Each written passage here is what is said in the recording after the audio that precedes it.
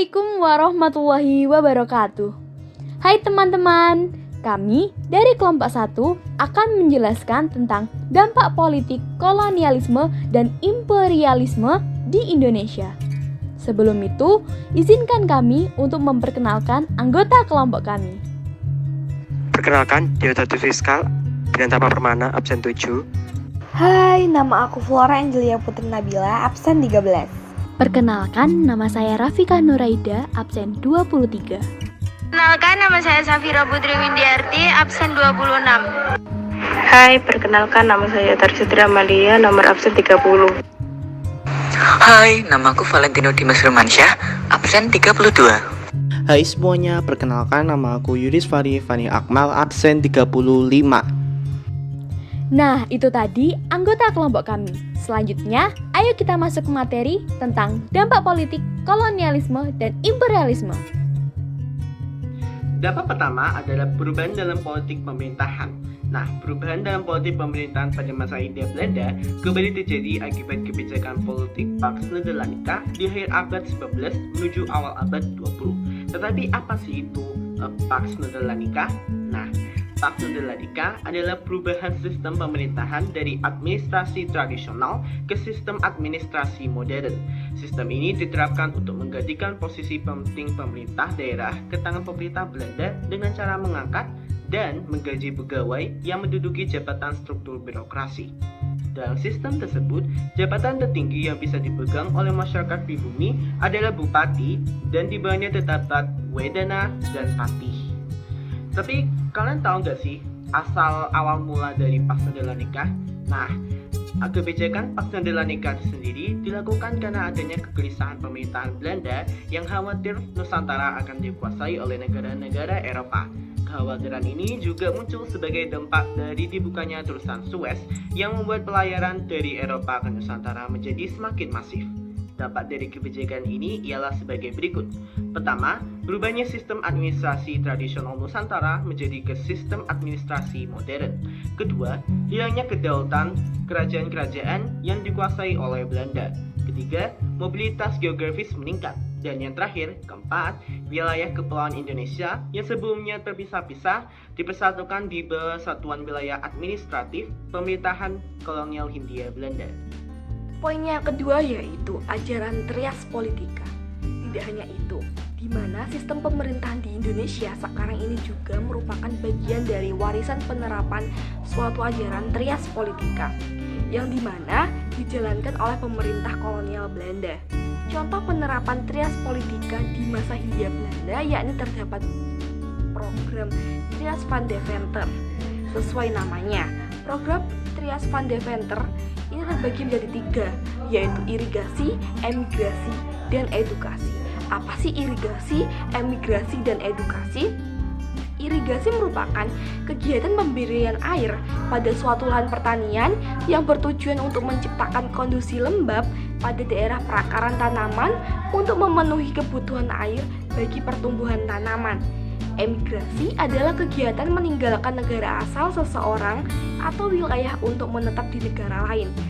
Dan edukasi adalah pendidikan, usaha dasar dan terencana untuk mewujudkan suatu suasana belajar dan proses pembelajaran agar peserta didik secara aktif mengembangkan potensi dirinya untuk memiliki kekuasaan, spiritual keagamaan, pengendalian diri, kepribadian, kecerdasan, akhlak mulia, serta keterampilan yang diperlukan dirinya dan masyarakat.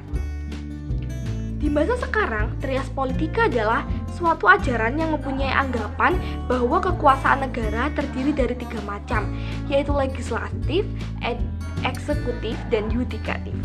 Legislatif bertugas untuk membuat undang-undang, bidang legislatif adalah DPR. Eksekutif bertugas menerapkan atau melaksanakan undang-undang. Bidang eksekutif adalah presiden dan wakil presiden beserta menteri-menteri yang membantunya. Dan yang terakhir, yudikatif bertugas mempertahankan pelaksanaan undang-undang. 3. Jawa Pusat Pemerintahan. Mengapa pemerintahan kolonial memilih Pulau Jawa sebagai pusat pemerintahan? Karena pada masa kolonial Belanda tidak hanya bertempat di Jawa, tapi kedatangan mereka pertama kali ke Indonesia berada di Pulau Jawa, tepatnya Banten. Mengapa milih Banten sebagai tempat pertama kalinya? Karena Pulau Jawa merupakan pulau tempat sebagian kerajaan-kerajaan besar di Indonesia, sehingga Pulau Jawa memiliki jumlah penduduk yang lebih banyak serta interaksi sosial dengan negara asing yang lebih sering. Karena pekerjaan yang sebagian menjadi pedagang. Kolonial menarik masyarakat Nusantara pada saat itu dengan kedok berdagang dan mulai memperluas dagangannya dasar jajahannya. Jawa dibagi menjadi beberapa prefektur. Prefektur disebut mirip dengan provinsi, namun prefektur ialah sebuah istilah untuk menyatakan suatu wilayah yang memiliki kekuasaan tersendiri atau wilayah. Prefektur mirip seperti negara, bagian atau provinsi yang dipimpin oleh pemimpin tunggal. Namun yang membedakan dengan provinsi adalah bahwa sistem provinsi lebih cenderung membentuk sebuah wilayah administratif, pemerintahan di bawah wilayah negara atau negara bagian. Prefektur dianggap lebih merdeka dari provinsi yang masih di dalam satu negara. Struktur pemerintahan prefektur versi Daendels pada masa itu dianggap sangat sentralitis. Pada masa itu dianggap sebagai sangat sentralistis yang dimulai dari Gubernur Jenderal kepada prefektur, prefektur kepada bupati, kemudian bupati kepada bawahannya. Kemudian, 9 prefektur pada masa Daendels pada masa itu terdiri dari Tegal, Semarang, Pekalongan, Jepara, Rembang, Gresik, Surabaya, Pasuruan, Sumeneb. Ada 2 tujuan Daendels dalam melakukan pertujuan ini, yakni ia percaya bahwa sistem prefektur mampu untuk lebih mudah untuk menguasai daerah tersebut secara satu persatu. Kedua, agar rakyat Jawa susah untuk melawan Belanda, karena rakyat Jawa menjadi dianggap lebih sedikit. Terima kasih. Sistem pemerintahan desentralisasi. Pemerintah Hindia Belanda berupaya menggunakan sistem pemerintahan desentralisasi untuk mengatur wilayah jajahannya. Pada dasarnya, pemerintahan Hindia Belanda bertujuan untuk memberikan daerah-daerah membentuk pemerintahan sendiri, namun tetap memiliki tanggung jawab dan tetap berada di bawah pengawasan pemerintahan pusat. Pada awal pembentukan pemerintahan Hindia Belanda, Gubernur Jenderal yang merupakan wakil Ratu Belanda memiliki kekuasaan yang sangat luas. Sehingga untuk menjalankan tugasnya dia dibantu oleh organisasi-organisasi pemerintah yang diisi oleh pejabat-pejabat yang berada di pusat maupun daerah. Namun, karena kekuasaan Gubernur Jenderal yang tak terbatas menuai banyak protes dari komunitas-komunitas pengusaha Belanda. Karena sebagai bagian dari negara Belanda, mereka juga ingin menyuarakan pendapat mereka dalam menentukan kebijakan. Untuk mengatasi hal itu, diusulkan untuk membentuk Gewestelijk Raden, yaitu suatu dewan di mana warga Eropa dapat berbicara untuk menyuarakan isi hatinya. Inilah yang mengawali terbentuknya desentralisasi Watt. Kurang lebih pasalnya berisi tentang pemerintah di daerah-daerah jajahan kerajaan Belanda. Yang kelima adalah struktur pemerintahan. Berikut adalah gambar dari struktur pemerintahan Hindia Belanda. Oke, jadi begini. Kekuasaan tertinggi saat itu dipegang dan diatur oleh pemerintahan kerajaan Belanda. Namun demikian, dalam hal-hal tertentu, pemerintahan Hindia Belanda banyak menggunakan jasa pihak pribumi. Dalam pelaksanaan struktur pemerintahan dari atas ke bawah, Belanda menyusun bentuk pemerintahan sebagai berikut. Yang pertama, pemerintahan yang dipegang oleh kaum pribumi yang dinamakan dengan Panglih Praja atau PP. Pejabat yang duduk dalam Panglih Praja ini adalah Bupati, Patih, Udana, dan Asisten Udana. Yang kedua, yaitu pemerintahan yang dipegang oleh orang-orang Belanda yang disebut dengan Binnenland Bestuur atau BB. Antara lain, Gubernur Jenderal, Presiden, Asisten Presiden, dan Controller. Yang ketiga adalah pemerintah self-buster, yaitu kerajaan yang berada di luar struktur pemerintahan kolonial. Selanjutnya, struktur administrasi pemerintahan kolonial Belanda di Indonesia adalah sebagai berikut. Gubernur Jenderal memiliki kekuasaan tertinggi sebagai wakil dari Ratu Belanda yang memiliki kedudukan di provinsi.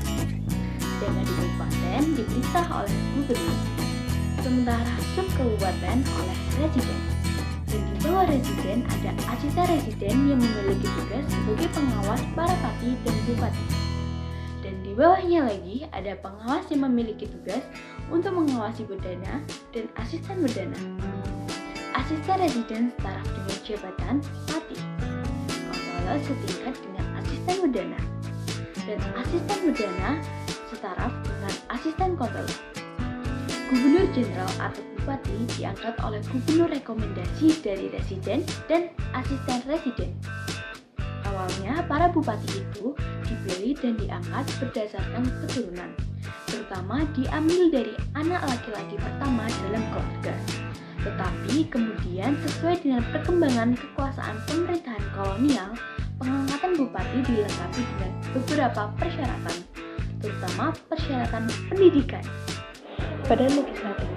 Sementara dalam Badan Legislatif, pemerintah kolonial Belanda membentuk Volkras atau Dewan Rakyat pada tahun 1918. Pada awal berdirinya, Dewan ini memiliki 38 anggota.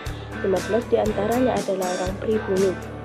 Anggota lainnya adalah orang Belanda dan orang Timur Asing, Tionghoa, Arab, dan India. Pada akhir tahun 1920-an, mayoritas anggotanya adalah kaum pribumi. Awalnya lembaga ini hanya memiliki kewenangan sebagai penasihat baru pada tahun 1927. Volksraad memiliki kewenangan legislatif bersama gubernur jenderal yang ditunjuk oleh Belanda. Karena gubernur jenderal memiliki hak veto, kewenangan Volksraad sangat terbatas. Selain itu, mekanisme keanggotaan Volksraad dipilih melalui pemilihan tidak langsung pada tahun 1939. Hanya 2.000 orang memiliki hak pilih dari 2.000 orang ini. Sebagian besar adalah orang Belanda dan orang Eropa lainnya. Selama periode 1927 sampai 1941, Volksraad hanya pernah membuat 6 undang-undang, dan dari jumlah ini hanya 3 yang diterima oleh pemerintah Hindia Belanda. Badan peradilan di Indonesia dulunya diciptakan oleh zaman Belanda, dan itu ada 2 jenis, yaitu peradilan larat dan musyawarah. Peradilan larat adalah peradilan untuk menghakimi orang-orang non pribumi. Dalam peradilan musyawarah adalah peradilan yang dipimpin konselor yang diberi kewenangan untuk mengadili orang non pribumi. Sedangkan peradilan larat itu sudah dihakimi oleh warga-warga Belanda. Itu tadi presentasi dari kelompok 1, semoga bermanfaat. Sekian, terima kasih. Karena kalau terima jadi, itu teman saya. Wassalamualaikum warahmatullahi wabarakatuh. Bye-bye.